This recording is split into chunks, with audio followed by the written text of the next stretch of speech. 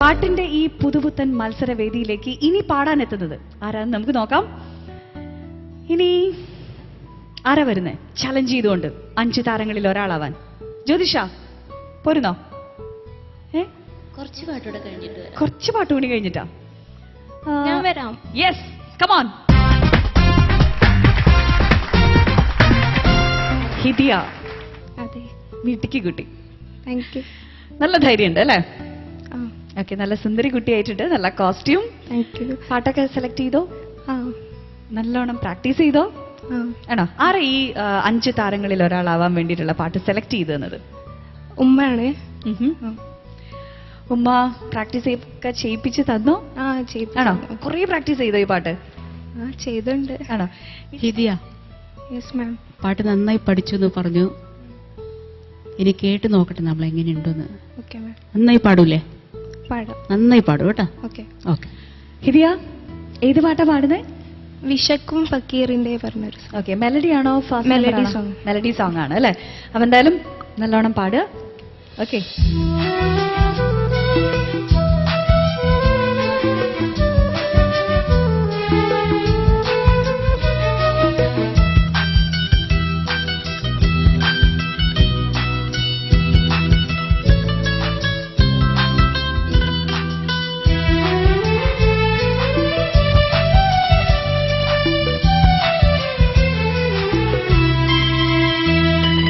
വിശക്കും ഫക്കീറിന്റെ വിളി കേൾക്കോർ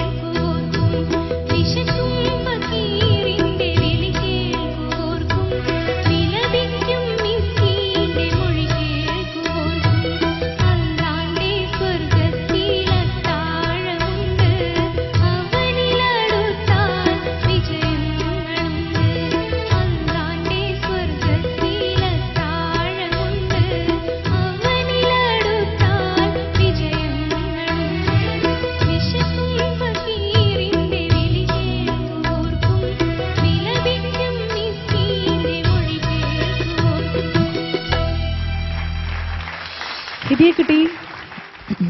നല്ലൊരു വോയിസ്, നല്ല ഫീൽ ചെയ്ത് പാടി ഇത്, എനിക്ക് നല്ല ഇഷ്ടമായി. ഇനി നമുക്ക് ചോദിച്ചു നോക്കാം അല്ലേ comments. Shan sir. Hidiya sir. അസ്സലായിരുന്നു. Thank you sir. ഞാൻ ഇപ്പോഴാ ഫീൽ ഇങ്ങനെ ഇരിക്കുകയാണ്. വൻ ഫീലായിരുന്നു. ആകെ പല്ലവിയിൽ മാത്രം ഒരു നോട്ട് പോയി, എൻഡ് പല്ലവിയിലും ഒരു സ്ഥലത്ത് പോയി.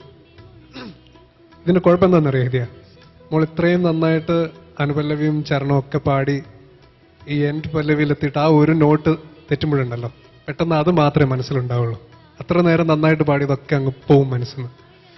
പക്ഷെ എനിക്ക് ഓർമ്മയുണ്ട് എന്താണ് പാടിയെന്ന്. നന്നായിട്ട് തന്നെ പാടി, നല്ല ഫീൽ ഉണ്ടായിരുന്നു. എന്തായാലും ഒരു സ്ട്രോങ് കണ്ടൻഡർ തന്നെയാണ് ടോപ്പ് 5-നുള്ളത്.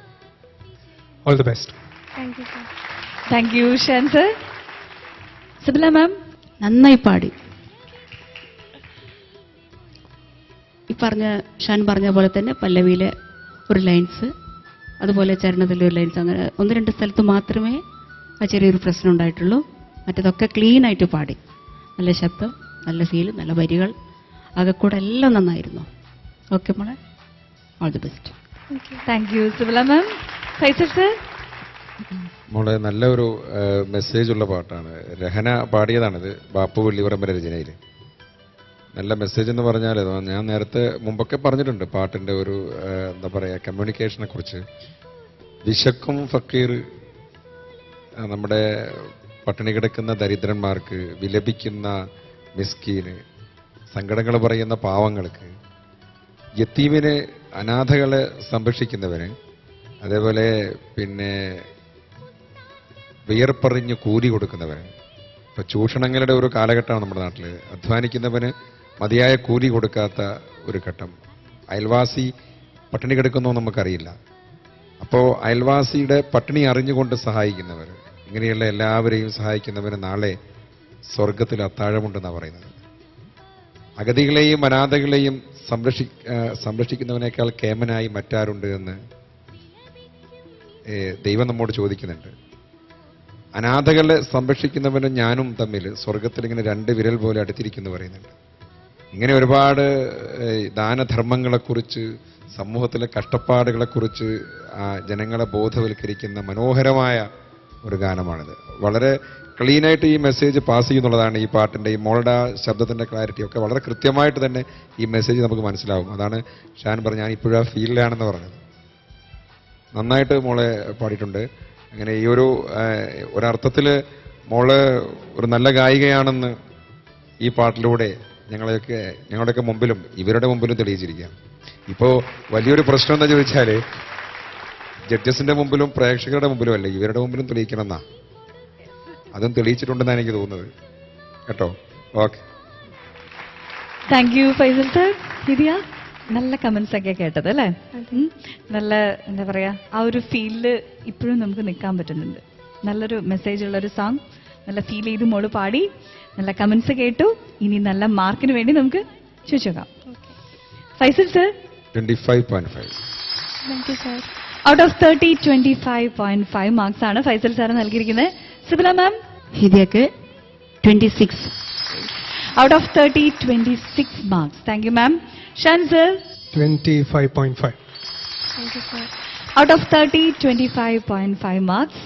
ഔട്ട് ഓഫ് 90 77 മാർക്സ് ആണ് ഹിദിയ സ്കോർ ചെയ്തിരിക്കുന്നത്. നല്ലൊരു സ്കോറാണ് അല്ലേ? കൺഗ്രാറ്റ്സ്.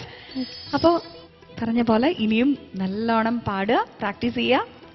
ഇവർക്കൊക്കെ ഒരു ചെറിയൊരു പേടിയൊക്കെ വന്നിട്ടുണ്ട്. നല്ലൊരു ഉറച്ച പോരാളിയാണെന്നാണ് നമുക്ക് ഈ പാട്ടിൽ നിന്ന് മനസ്സിലായിരിക്കണം. അപ്പോൾ ഇനി നല്ലോണം പ്രാക്ടീസ് ചെയ്ത് നല്ലോണം പാടുക. Okay, all the very best.